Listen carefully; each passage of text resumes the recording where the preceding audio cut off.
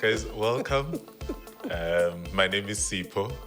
Yeah, my name is Koketo, and we want to talk leadership. I guess we I think in a market we've seen a gap as far as leadership content out of our country, that there's an opportunity to contribute to that conversation.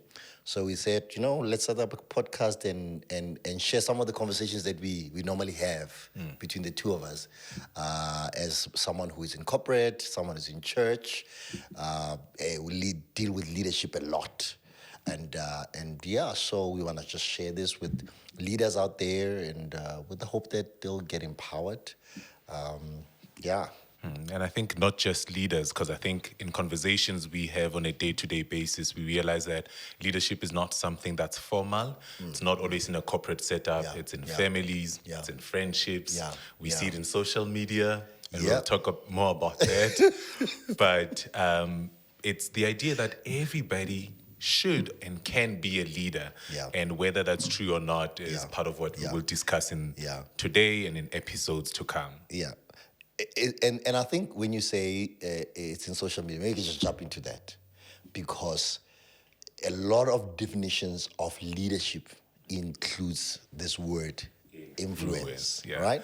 So the question is, are influencers leaders? Well, if you go by the definition, and the definition, that specific definition says the process by which a person influences other individuals towards a common goal. And if Woolies has a product and an influencer starts buying it and other people are using it, if there's intention, that's leadership. So there's some influencers I can name, I won't name. I won't name. So by that measure, we're saying they are leaders. So then it means, what is leadership then? Can we just run with influence as leadership? Well, okay, let's do this, right? Let's look at some famous guys and what they've defined leadership as, and let's just maybe Napoleon Bonaparte says a leader is a dealer in hope. I think he was just playing with words. No, but But, I but I think if I see the word hope, I'd attempt to explain it as giving hope to other people. And I think that's what leaders should be able to do. It's the idea that you can get people to see a better version of themselves, believe that they can do a whole lot more. And yeah, dealer of hope, good play of words. And I mean, look at now. People are always, because of the chaos we're in, load shedding, water shedding, and all these kind of things. The question is always, where are our leaders? Where are our leaders? Because I think people are looking to leaders naturally for hope. And I guess in that sense, they are not talking about the influence and everything. They're talking about positional leadership, to say the people that are in government, where are they? They must be giving us hope. Yeah. And you're right, because I mean, I remember during COVID, everybody kept saying, hey, family meeting, and everybody would gather around at 7 p.m., or was it 8 p.m.? It was always late. Leadership, Yeah. leadership. But I think to your point, it's the idea that there must always be somebody giving a form of guidance when everybody else does not know. You see how the UK, the British at some point looked up to Churchill to get them out of the misery that they were in. And the case shows itself in multiple occasions around, somebody needing to step up and giving everybody else hope. Yeah. And when you talk about hope, oftentimes the people who are seen to be giving hope, it's this charismatic, strong leader who stands there. Martin Luther King Jr., I have a dream, Nelson Mandela, never, never again. Barack Obama, yes, you can. There are these charismatic, strong leaders, and when you listen to them, you're like, yes, I can also do that. If I'm not charismatic, can I still be a dealer of hope if I'm not the charismatic, big shot? I Big think personality leader. so. If we look at all the people that build up on theories and build up on leadership theories, and there's quite a number of them. There's what we refer to as situational leadership, right? And I think personality, character, that's where situational leadership comes about. So if you are not like Barack Obama, maybe you should not lead a country. Okay, yeah. But it does not mean you can't be a leader in certain circumstances because people will always look to you. And another good example is if we look in another context in families, it does not mean every husband needs to be charismatic. Yes, yes, But yes, yes. we know that every husband needs to be a leader. Within that context, you then just need to figure out and navigate how do you lead with that personality and character. Yeah, sure. Okay, let's look at the other definition because we just want to go through a few definitions just to kind of look at what are they saying to us. My face is not recognizing. My phone is not recognizing my face. It's like you're not That's leading because me. we don't have makeup artists here. Yeah, we need makeup artists. I think we need to speak to the producers. We need budget for makeup. Okay. Max Lucado says, a man who wants to lead the orchestra must turn his back on the crowd. Some of the statements are a bit like abstract. Yeah. Probably saying, if you want to lead, you can't be a populist. True. Because I think naturally people are always looking to be about themselves. And that's why now we at least have a term for it, narcissism. But I think when it says turning your back against the crowd, it's you're getting the job done is with the rest of the orchestra, not with the audience. And you're not necessarily looking for the applause and for the winks and the smiles from the crowds while you get something done. So I guess then that talks to selflessness, humility. Yeah, also great play of words, but yeah. Yeah, and I guess we it's where we say, sometimes you have to make unpopular decisions, the decisions that the crowd wants. So if you want to ascend the position of leadership, is sometimes you're going to have to be the unpopular guy, the one who has turned his back against the crowd in order to create this amazing thing that is in front of you. And I think when we look at Gen Z leaders, for example, whom, in the social media space, and it's all about acceptance, it's all about being, included and then how do they navigate that in the sense where they have to take stances that sometimes are not popular? Then what would you say to a Gen Z leader? Yeah, and I think that's a tough one, given the fact that millennials, we grew up without social media and it caught us somewhere along the line. So we had opportunities to play outside without the crowds. And I hear 8-year-olds, 12-year-olds talking of TikToks and the idea of receiving likes. And I'm like, ooh, if everything is about receiving likes, we might not have the strongest of leaders. However, the one thing I appreciate about them and appreciate about the TikTok generation is they do what pleases them right there and then. So much as they're looking for likes, they don't always conform, which could be a good thing. Whereas for millennials, we took from the previous generation that, hey, if you want to work, you must have a good pension fund. And the greatest way of investing is buying a bond. Today, people will tell you that might not always be the best option. And I think that's what this generation will probably find. But yeah, in terms of their characters, I think we still have a lot of learning to do because the oldest is what? Early 20s, 25, 26? 26, yeah, 25, 26. So I think there's still a lot of learning to do with that specific generation. And look, I think there is also benefit to it because this stance of turning our back from the crowd, we millennials and people older than us, we took that stance. And sometimes we led without people. We left people behind and we were moving ahead. We became cold. As soon as you ascend the leadership stage, you become this. That's why people now today are depressed. They don't like their leaders because their leaders are from a different generation. We believed in hierarchy.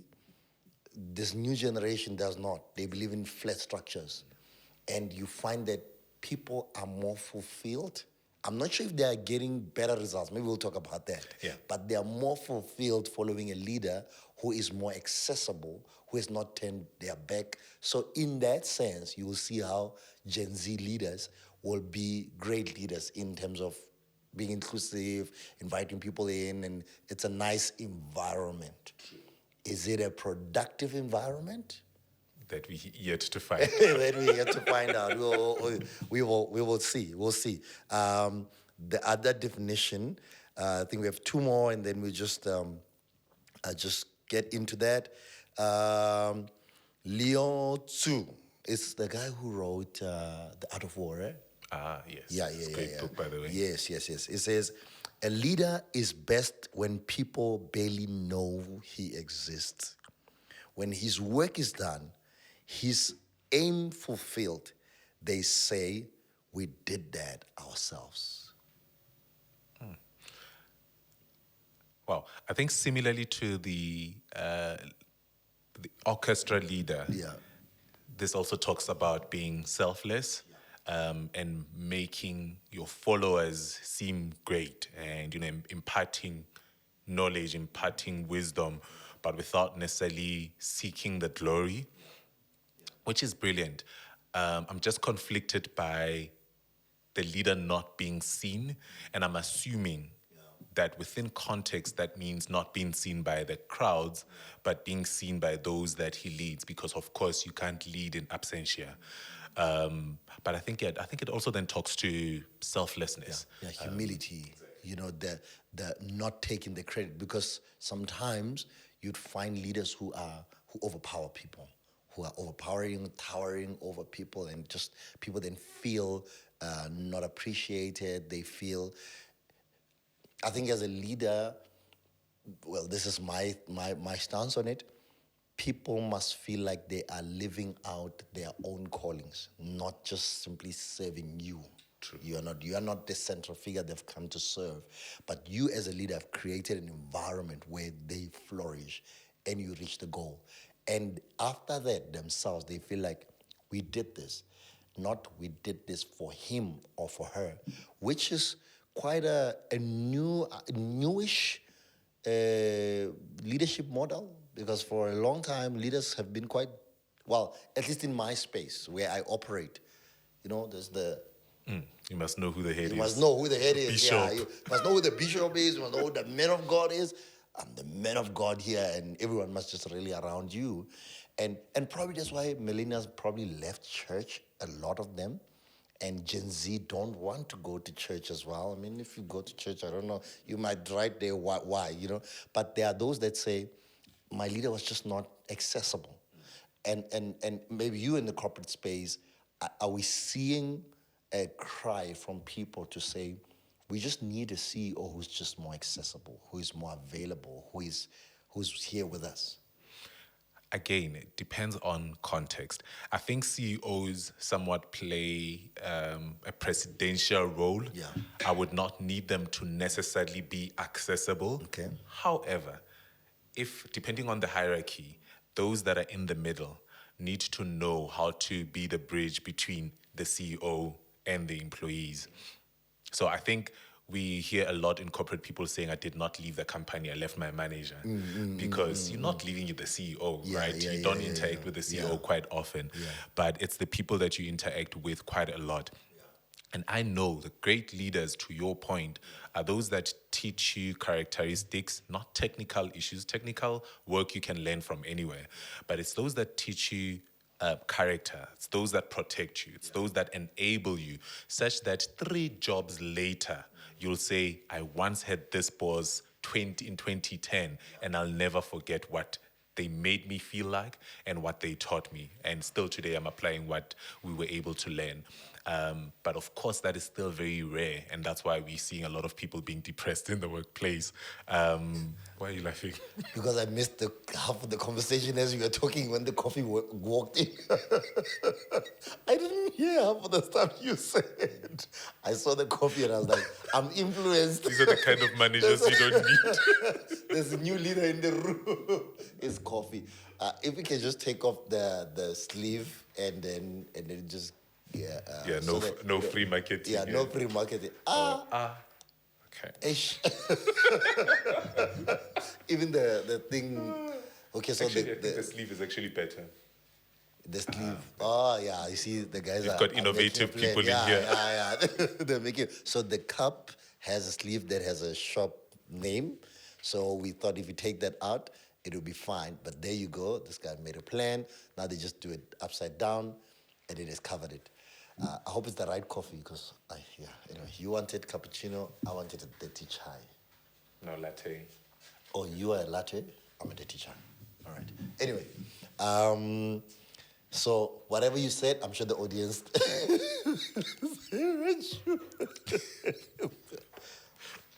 Guys, whatever you said, I agree with it.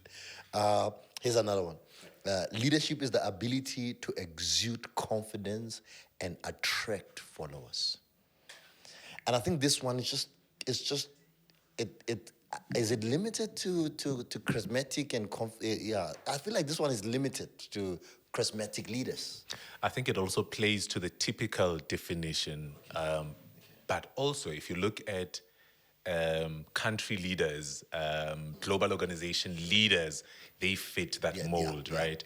yeah. So it's not necessarily wrong, but those are the leaders that we see. If you grow up and you start playing sport in school, it's these kind of characters that are usually put close to being head boys and head girls, RCL presidents. I don't know if those terms still exist, but those are The the prefects now. prefects. Yeah, prefects. You know, Yeah. those are different. It's this specific character that fits that mold. Not the only definition, but most big leaders exude confidence. And I think it's necessary. I think confidence talks to your being aware of self. And I think that's what all leaders need, as long as we don't define confidence as being extroverted, because those are two different things. And I think that's where my head went. It definitely went there. Okay, let's do the coffee first, and then we can see. So Saul cut us. Now we must pick up. They did the whole 3, 2, 1 with the. Can you bring me that thing? I don't. I want to show people that As long as there we there's are. There's no name, guys. We're serious, eh? Like we have Hollywood stuff. Like take us serious, eh? Ah man, yeah. So we were somewhere. Um, yeah, we're talking about the confidence, the fact that, you know, and we need to also be fair. People are attracted to confident people, to people who exude that confidence, and you know, and we can go deep into what confidence means and da da da da da, but people generally, because people are confident, are able to communicate their ideas. They're able to communicate what they want. They're able to just speak up and inspire people. There are people who have brilliant minds, but you would never know of them unless you speak with them. So I'm like, yeah, you can be a great leader, but if I don't know about you, I mean, how does that help me? No, what do you mean if you don't know about me? Yeah, if you have great ideas, let's say we're in a yes, room, yes. you have great ideas and you're quiet, you're sitting at the corner, don't be now angry that the guy with the less brilliant loud mouth. ideas, yeah, with the loud mouth, they got the position because you said nothing. How are we supposed to know? And that's a fair point, right? And maybe in another episode we'll speak about extroversion versus introversion. And one of the things that I always emphasize, because I'm right in between, right? So I'm extroverted when I need to, but I need to recharge. So I've learned both spectrums. And I think the biggest thing is, one, to your point, introverts can lead. It's a matter of how, right? And confidence you can be an introvert and have confidence. The difference is choosing when to speak, because introverts don't just want to speak because everybody is talking, right? They just choose their moments. But you're right. Confidence will talk to how you express your ideas.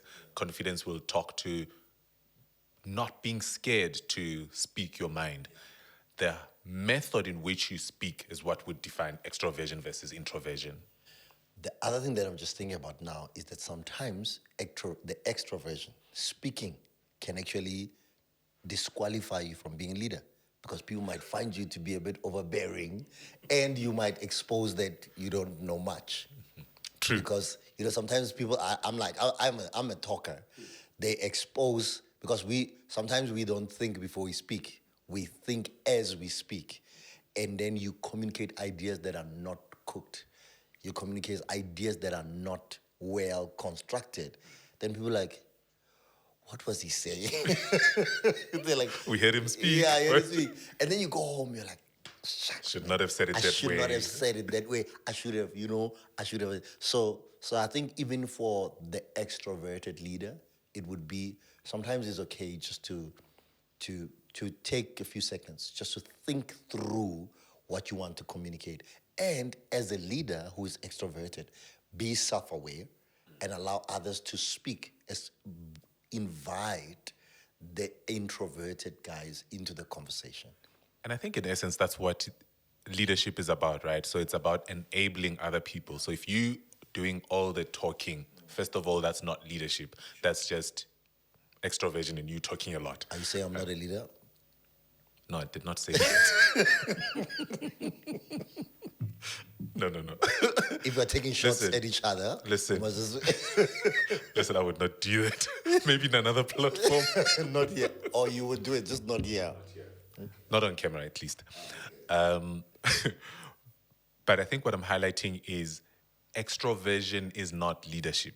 The expression of ideas is not leadership, right? Therefore, if you are a leader and you're constantly the one talking and people are not acting on anything, then I doubt your leadership capabilities. Sure, right? Not you, but yeah. Continues. Let's go to the next definition. Yeah, because this is going south very quickly. I feel insulted. All right, the next definition would be Steve Jobs, Apple. Innovation distinguishes between a leader and a follower.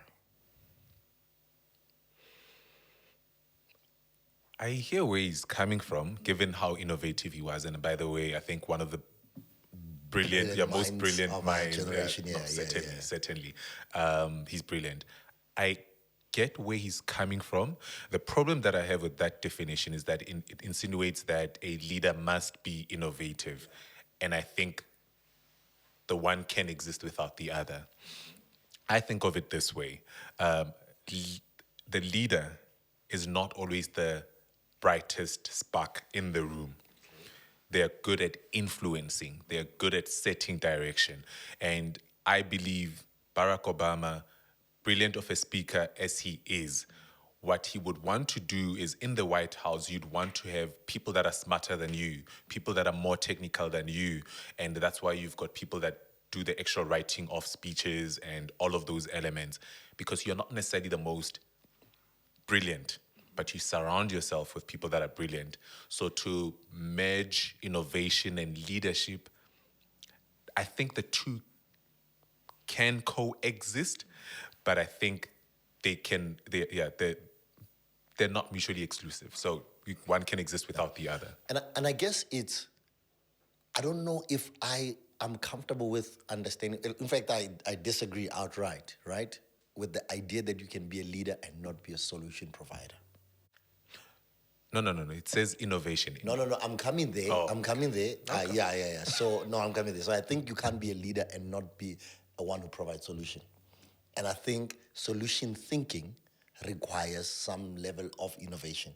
You might not be the most creative, the most innovative, but a basic level of innovation, I think as a leader, you need to have it, because your main job actually is to solve problems, whether it's by mobilizing people or whatever. But this a level of innovation, I don't know how comfortable I would be. Someone say they are a leader and they're not innovative. No, they wouldn't say it. Oh, yeah, well, No. yeah. They wouldn't say it. I think for me, it's, and I don't disagree with you. I don't disagree with you. I think what I'm highlighting is I don't want a person to think I'm not innovative, therefore, right? But leadership is about enabling people. So if you've got people that have the solutions within your team, enable them to be able to execute. Just by enabling them, you've then provided a solution. And as a leader, these solutions would have come up in your leadership. Cyril Ramaphosa does not have to be the most innovative person, but he needs to enable a system that allows for idea generation and create an environment that allows people to be creative. But the That's creation that's of that environment includes innovation. fair. Yeah. Okay, Yeah. on that technicality, Yeah. fair. so in essence, there must be a basic level of innovation. Yes, you might not be the Basic, yes. most. No, we're Yes. talking basic, Yeah. yeah. So you say Ramaphosa is basic innovation. No, no. They're gonna shut down this podcast. They're gonna ban it. Cancelled. Cancel. Just after the first episode. They're like, they said the president is no, Mr. President, you are very innovative. No, yeah.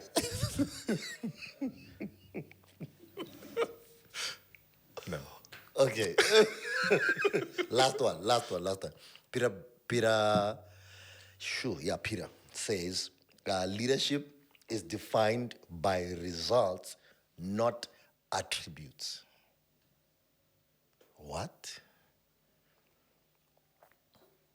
Read it again. Leadership is defined by results, not attributes. So not the attributes that you have as a leader, but the results that you produce.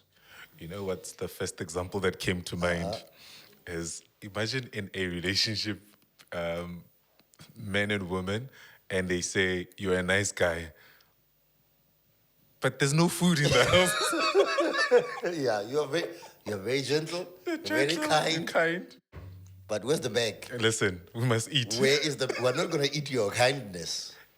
I would have probably disagreed with that statement, but I think after this example, I agree. I think I think if we go with the definition around influence towards a goal, the goal must be achieved. If the goal is not achieved, then there's lack of leadership and character. To the point of whatever his name is, Peter Breaker. Yeah, I think to Peter's point, you could have all the characteristics, but if you don't act on them and if there are no results, then you constantly need to go back and reevaluate what it is that you're doing. Without the results, then it's not good leadership. Yeah, we could look at it in different ways. But and I think you look into corporate spaces most of the time, you find leaders who are really people centric, and people are happy around them, but the results are not, the bottom line. Yeah, you're like, ugh. Yeah, man, it's great that, and then you find this guy who gets things done, but everyone just doesn't like them, And I think we will need to, at one point, say, how do you complement it? Because there are leaders who, okay, for example, I have Pule sitting behind the audio thing right now, and I'm like the head leader, right? But I know I'm not the strongest relationally. So I lean into him for relationship building. So I don't, so I'm like, no, it's not that I'm never going to be relational. I'm trying. But I lean more into him because I understand my own strength. So, that's innovation. yeah, I'm being innovative. I'm being innovative. See, you need to trust my leadership skills. But yeah, no, I agree. I mean, to your point around corporate, the nice guys, they'll get the engagement scores high, but businesses exist for profit. There's a book actually that says, there's a book that says nice girls don't get the corner office. Maybe we'll review it some other time. Let's do that. Yeah, it says nice girls don't get the corner office. Maybe we must actually get a women's CEO of sort, and they just have a conversation with us, because probably you find that ladies who are because they are more nurturing, loving, and what are some of the struggles they struggle with in corporate, where it's still predominantly, hard and strong and all those. Okay. Yeah. Sorry, I interjected you. What were you saying again? It was you saying something. You know, earlier on you said a leader must allow others to speak. I think I must allow you to speak. How convenient. But yeah, no, I think we were talking about the ability to achieve results. And I think it cuts across all spheres. So be it in relationships, be it in the corporate space, in the civil and political space. If there are no results, and you can imagine for politicians as well, doesn't matter how nice of a speaker you are, doesn't matter how good you are at mobilizing people, which are all good characters for a leader. But without results, you screwed. Yeah, without results, it's not going to work. We need results. We don't need speeches. Exactly. Right? We don't need. Yeah, it's charismatic. You can be charismatic. It's a good quality, but at the end of the day, and I think probably the biggest frustration right now is the middle, where people are like, we want a leader who loves people, who produces results. We're looking for that perfect leader. And I think it's part of the conversation that we want to have. We want to say, how do we navigate these nuances of leadership? Because it's one thing for people to claim that we don't have leaders anymore. It's another thing to also people to claim that we want good leaders, and all those kind of things. But what does it take to be a good leader, especially in a time like ours that is so volatile? I mean, things are changing at a speed of lighting. And I think that's what we are trying to achieve. We're trying to achieve with this podcast to say, how do we have, and I mean, it's candid conversation, because I mean, as leaders also, every time you go to leadership stuff, it's like you must wear a suit, and and it assumes the strong personality. It assumes the charismatic leader, you know, like you with your shit. Yeah, plus you must be tall. He was wearing glasses. Yeah. Exactly. You are a leader. Fit in the mold. You are a leader. Look at me.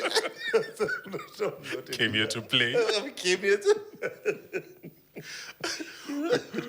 But you know, there's something that you mentioned now around what we are looking for, right? And I immediately thought of Putin, right? Who is not a likable person. Who is not a likable person, but to an extent gets the job done, right? There's a lot of good things that Russia achieves, which I think we could learn from. But also, as you were speaking, I was wondering, to what extent can followers sabotage the leader?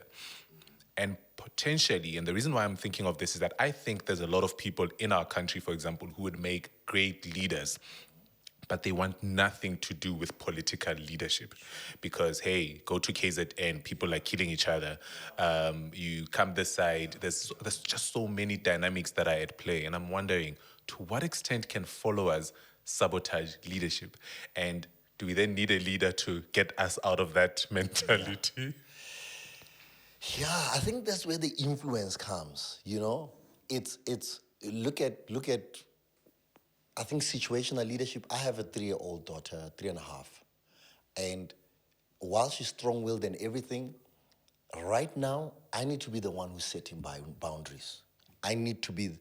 She will have a time where she can speak, and I think as leaders we need to also do that. We need to assess the situation. Say the people I'm currently leading, what leadership style do they require? Can I allow them to speak into the situation or not yet? Right now, I need to be providing leadership with very little input from them, because that's my firm belief. There are people whom, as much as you want to be inclusive, for a season and for their maturity level or their exposure and experience level, they shouldn't say anything. Maturity level, South Africa, are you saying we must do away with democracy right now? Uh, you're throwing me in the deep end, but I don't. I know. I don't think we should throw away. I don't think we should do away with democracy, but I think for some time. For example, I was listening to Panyaza Lutuf like this past week, and he was saying to Tibo Touch, "Hey, we're marketing people. We're busy." He's saying they're going to put drones and cameras about. Oh man, there's a lot. I forgot the number, but it's a crazy number in Joburg, right? So it means it's going to be a surveillance city where everything we do, we will be under surveillance.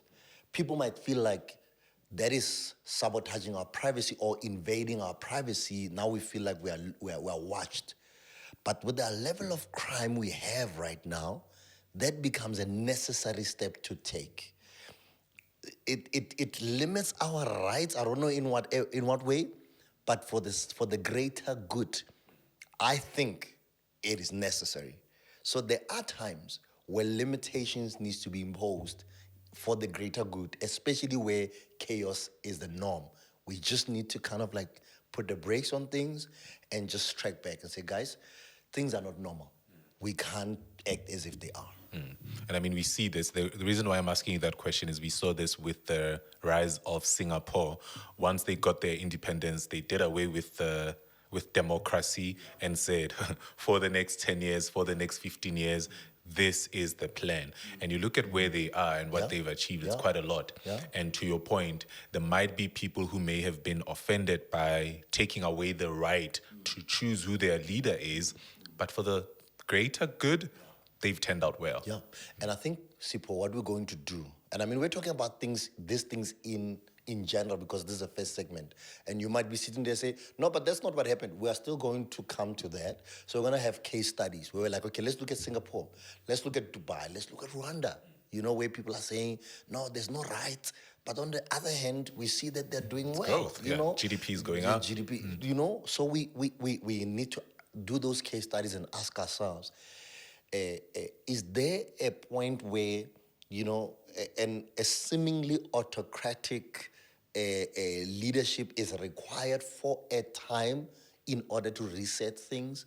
Or is there an alternative to that? And I mean, we don't have the authority to speak on that right now because we need to check, is there enough evidence? You're talking about Singapore, you're talking about Dubai, the Middle East, and we're talking about Rwanda. But we also have some African countries where dictatorship has been a thing and it has destroyed the countries altogether. So we can't just, so I think let's No leave conclusions. No conclusions, yeah. We plead the fifth. At this moment, no conclusions, and then we'll get to that. And yeah, so I guess we kind of like get the conversations going. And one thing that we want to then touch on is while we are have we defined what leadership is? I did. What did you say? For me, it is a process followed by an individual to influence people towards a common goal. It is a process followed by individuals to influence people towards a common goal. And I Is think that your definition?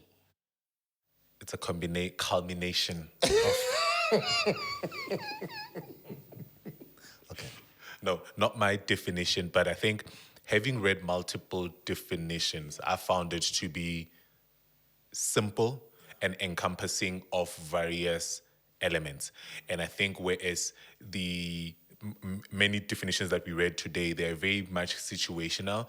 I understand where Steve Jobs is coming from. I understand where Rockefeller is coming from.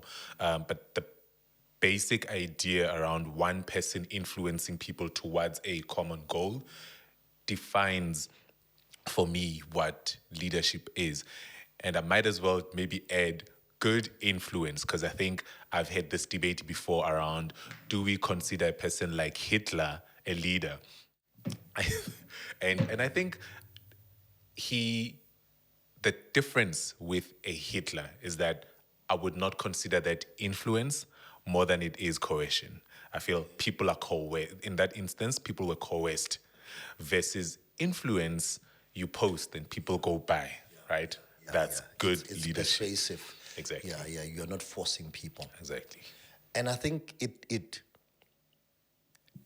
I don't have a definition, but I would say it's about caring about a cause and caring about people and bringing the two together.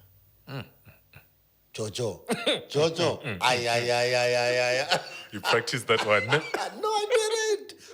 I didn't. So I think it's caring about a cause and caring about people and bringing the two together. And if we're always on that, then you are always checking yourself. Are we still achieving the cause? Because the cause is important to us. But also, if you care about people, Are Bring we them still along. are we still bringing people along and stuff like that? So I think that would be my definition. Maybe you can write on the comment section. What do you define leadership as, and what are some of the leadership conversations you would love to have us talk about? Sure. You know, and who are some of the people that you feel like would add value to this conversation? We want this podcast to really be yours as well, for you to be able to contribute and it be interactive in that sense. And yeah. And I think adding to that, it's also learning to identify people in your lives that are good leaders and picking out what is it about them that makes them good leaders, and how do we then note those elements and learn from that. Because I think personally, I think leadership is a learned behavior. I think So you're not born with it. people are born with specific traits, but leadership is practiced. So if you define I'm pushing back on that. I think maybe the next podcast we must talk about that, because are leaders born or made leaders born or made. for the next conversation. Because I'm like, yeah. But I think Yeah. between you and I, what's great is that we know great mavericks. We know people that have taken great leadership steps in their own personal lives, in organizations. I could think of, a whole lot of people from the top of my mind, and it's people that we know personally and people that continue to inspire us. And I think being able to identify leaders around you is great at taking it to yourself and thinking, what is it that I need to do to become a leader, a better leader, if you already are? Yeah. All right. What is it that I need to do to become a better leader? Because like Craig Groeschel say, when a leader is better, everyone gets better. Right? Cool. I'm out. And yeah, please subscribe. If Oh, you're yeah. watching, if you're listening, please follow us. If there's specific conversations that you want us to touch on surrounding the conversation on leadership, please let us know. And I think, Koketso, you mentioned this. We will do case studies on people, on organizations, on countries, families, and what it takes to be a great leader in different contexts. Yeah, whether you are a content creator, you're like, hey, please subscribe. Please, I forgot about all those. Follow our page. Please follow me as Share, well. share the podcast, and all those interesting things. Yeah, no. No, but thank you very much. Yeah, Thank you, man, it's been gentlemen. good. It's been a good one. Yeah, first one down and 100 more to go. Away. Cool.